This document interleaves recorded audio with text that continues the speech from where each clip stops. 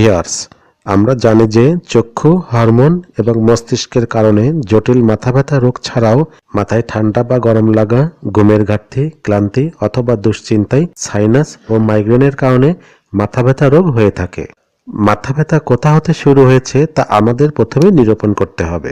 আমাদের নাকের চারদিকে কিছু বায়ু প্রকোষ্ঠ থাকে, যেগুলোর মধ্যে একটা ঝিল্লি থাকে। সেই ঝিল্লি নাকের সঙ্গে সংযুক্ত থাকে।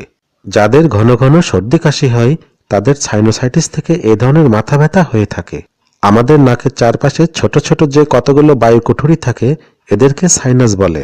সাইনাসগুলোর কাজ হইল মাথাকে হালকা করা। অনেকে বলে থাকেন এটা তাপ প্রতিরোধও কাজ করে। যদি কোনো কারণে সাইনাসের সর্দি নাক দিয়ে বের হতে না পারে তাহলে তা সাইনাসে জমে বিভিন্ন ধরনের শারীরিক সমস্যা তৈরি করে থাকে। তাই এটাকে সাইনোসাইটিস বলে। অর্থাৎ সাইনোসাইটিস হল মিউকোসার প্রদাহ, যার ফলে প্রদাহময় নিঃসরণ অথবা পুজ তৈরি হয়। নাকের সমস্যায় ঠিকমতো শ্বাস নেওয়া যায় না, হাঁচি হয়, কাশিও হয়, ঢোক গিলতে গলার মধ্যে সমস্যা হয়। এই ধরনের সমস্যা যখন সাইনাসে চলে যায় তখন মাথা ভারী ভারী লাগে, মাথায় ব্যথা হয়, শরীর দুর্বল লাগে, কাজে মনোযোগ দিতে অসুবিধা হয়। প্রিয় দর্শক, সাইনাসের মাথা ব্যথায় কপাল, গালের হাড়ের দিকে ব্যথা থাকে এবং জ্বরবোধ হয়। সাইনাসের ব্যথা শীতকালে বেশি হয়ে থাকে।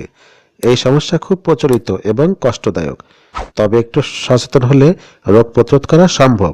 সাধারণত ওষুধ হিসেবে অ্যান্টিবায়োটিক, অ্যান্টিহিস্টামিন, নাজাল স্প্রে দেওয়া হয়, তবে অবস্থা বিবেচনায় অবশ্যই ডাক্তারের পরামর্শ নেবেন।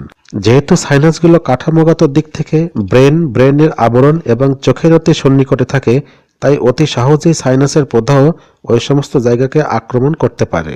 নাকের ভিতরে এবং আশেপাশে প্রদাহজনিত কারণে যে রোগ হয় তাকে রাইনাইটিস এবং সাইনোসাইটিস বলে। বর্তমানে এই দুই অবস্থাকে রাইনোসাইনোসাইটিস বলে, যা ফুসফুসের সূক্ষ্ম অবকাঠামোকে ধ্বংস করতে পারে। নাকের ভিতরের পার্টিশন যদি বাঁকা হয় অথবা নাকের ভিতরের ঝিল্লির কার্যক্ষমতা যদি লোপ পায়, কিংবা যদি নাকে কথা হয় বা হরমোন সংক্রান্ত জটিলতার সৃষ্টি হয়, তবে রাইনোসাইনোসাইটিস হতে পারে।